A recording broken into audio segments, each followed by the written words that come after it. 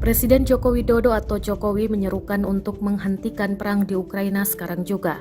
Hal itu disampaikannya pada KTT khusus ASEAN Amerika Serikat yang digelar di Departemen Luar Negeri Amerika Serikat, Washington pada Jumat 13 Mei 2022. Perang tidak akan menguntungkan siapapun. Dunia tidak memiliki pilihan lain kecuali menghentikan perang sekarang juga, ujar Jokowi sebagaimana dilansir dari siaran pers Sekretariat Presiden pada Sabtu 14 Mei 2022. Menurut Jokowi, perang di Ukraina telah menciptakan tragedi kemanusiaan dan memperburuk perekonomian dunia. Kenaikan harga pangan, energi, dan inflasi telah terjadi. Hal itu sangat memperberat perekonomian dan memperlambat pencapaian SDGs di negara berkembang dan kurang berkembang.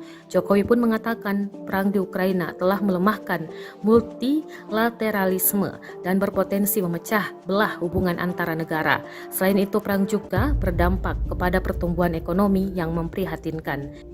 Dalam KTT khusus yang dihadiri oleh Presiden Joe Biden dan juga pemimpin negara-negara ASEAN tersebut, Presiden Jokowi menyambut baik inisiatif Amerika melalui Indo-Pacific Economy Framework. Terima kasih sudah nonton. Jangan lupa like, subscribe, dan share ya.